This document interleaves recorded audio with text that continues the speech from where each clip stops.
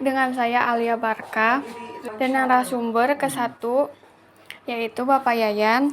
Di sini saya akan menanyakan beberapa pertanyaan kepada Pak Yayan mengenai kesadaran siswa terhadap kesehatan. Seberapa efektif program pendidikan kesehatan yang ada di sekolah dalam meningkatkan kesadaran siswa? Untuk program kesehatan di sekolah sekarang ini mungkin belum mengena ke si anak begitu, sehingga anak itu belum memiliki kesadaran akan pentingnya menjaga kesehatan khususnya untuk diri sendiri.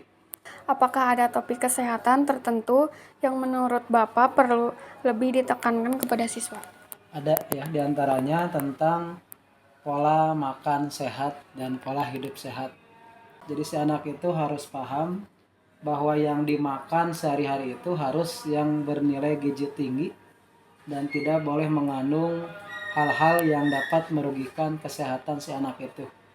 Di antaranya jangan makan yang manis-manis. Yang kedua, kita tidak boleh makan yang menggunakan ultra proses kayak makanan cepat saji, makanan yang sudah dibuat dengan proses pabrikan. Itu bisa menimbulkan gejala-gejala dampak negatif kesehatan. Baik Bapak, terima kasih. Ya. Baik, dengan saya Zahruna Zaradita dari kelas 12 IPA 1 dan narasumber kedua yaitu Ibu Dini Septiani. Jadi di sini saya akan menanyakan beberapa pertanyaan tentang mengenai kesadaran kesehatan siswa. Jadi pertanyaan yang pertama, bagaimana Ibu melihat peran media sosial dalam mempengaruhi kesadaran kesehatan siswa?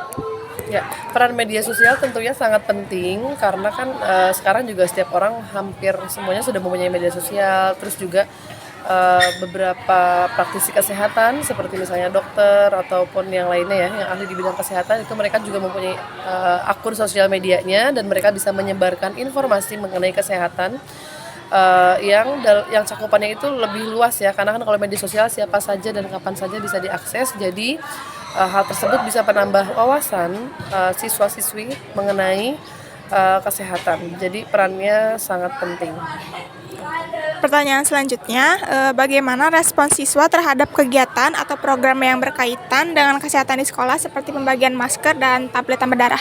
Ya, respon siswa sejauh yang Ibu lihat positif ya, dan mereka juga sebetulnya mulai menyadari ketika misalnya dia sedang sakit itu sudah secara otomatis menggunakan masker ya, karena pentingnya kesadaran supaya tidak menularkan juga kepada orang lain. Terus kemudian untuk pembagian tablet tambah darah ya, itu juga merupakan program dari sekolah dan sudah rutin juga dibagikan kepada siswi perempuan yang ada di sekolah itu. Jadi responnya sih sejauh ini siswa-siswi juga mendukung setiap kegiatan atau program yang dicanangkan oleh sekolah. Lalu pertanyaan yang terakhir, apa tantangan yang Ibu hadapi dalam meningkatkan kesadaran kesehatan di kalangan siswa? Ya, tantangannya tentunya karena setiap orang mempunyai pemikiran yang berbeda-beda, jadi tidak semua juga 100% menyadari pentingnya kesehatan. Misalnya nih, salah satu contohnya ketika pembagian tablet tambah darah itu sebetulnya tidak semua siswi mempunyai kesadaran untuk mengonsumsi ya. Padahal kan untuk siswi perempuan karena memang ada siklus menstruasi juga ya, sebenarnya itu sangat bermanfaat untuk tetap supaya terhindar juga dari anemia gitu, untuk tetap sehat juga. Tapi memang kadang-kadang ada yang sulit untuk atau belum mau mengonsumsi. Nah, biasanya ibu sih edukasi lagi sambil dikasih tahu lagi ini tuh manfaatnya untuk apa, untuk jangka panjangnya gitu ya. Jadi masih terus sambil ibu ingatkan jika memang masih ada yang belum melakukan hal tersebut. Baik, dengan saya Rama Fazil Azmi dan narasumber 3 yaitu Bapak Irfan. Di sini saya akan menanyakan beberapa pertanyaan kepada Pak Irfan mengenai kesadaran siswa terhadap kesehatan. Oke Pak, pertanyaan yang pertama, apa yang Bapak lihat sebagai tingkat kesadaran siswa tentang pentingnya kesehatan secara umum? Kalau menurut Bapak sendiri, tingkat kesadaran siswa itu sudah cukup baik karena informasi tentang kesehatan itu mudah diakses dalam segala hal. Tapi ada beberapa siswa yang perlu didorong untuk bagaimana benar-benar menjaga pola hidup yang sehat dalam kehidupan sehari-harinya, seperti itu. Yang terakhir, bagaimana cara Anda mengajarkan siswa tentang pentingnya aktivitas fisik dalam menjaga kesehatan? Kalau menurut Bapak sendiri, mungkin mengajarkan manfaat yang sederhana saja.